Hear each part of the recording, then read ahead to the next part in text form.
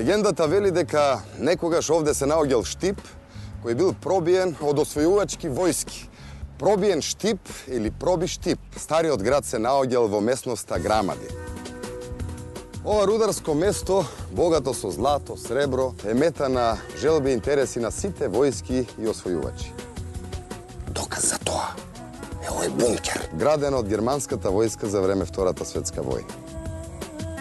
Из вековите наназад од пробиштип и околината се изнесени неброени богатства. Останаа топоними кои сведочат за некогашните богатства, како Тарапана, кај што се ковале парите, Гури кај што се топела рудата, Шталковица кај што се копала рудата, Шлегово кај што живееле рударите, шлезите. Но останаа приказни, легенди и ова минеролошка збирка која навистина вреди да се види. Се наоѓаме во местноста Богородица. Одовде за прв пат се здогледува преубавиот Лесновски манастир.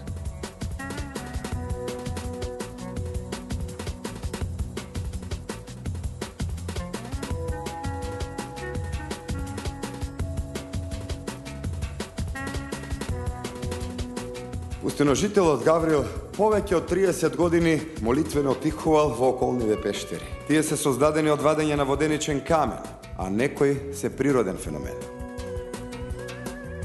Според житието на Свети Гаврил Лесновски, напишано според Станислав Граматик во 1330 година, оваа света обител за прв пат ја подигнал преподобниот Свети Гаврил Лесновски во 11 век. Црквата има двојна посветеност на архистратегот на небеските сили Архангелот Михаил и на Свети Гаврил Лесновски. На овој камен е запишано: се создаде овој светол и чесен храм на великиот војвода на небеските сили Архангелот Михаил. Се создаде и се заврши во времето на крал Стефан со трудот и издатоците на Божиот слуга, великиот војвода Јован Оливер во 1341 година. Овој преубав иконостас е прво дело на Петре Филиповски Гарката, изработен по настојување на игуменот Теодосија.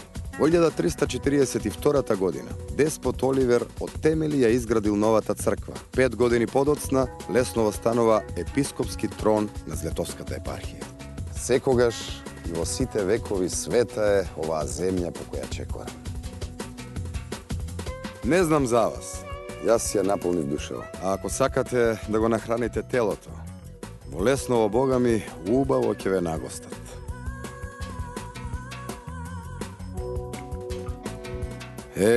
Мојата чудесна земја.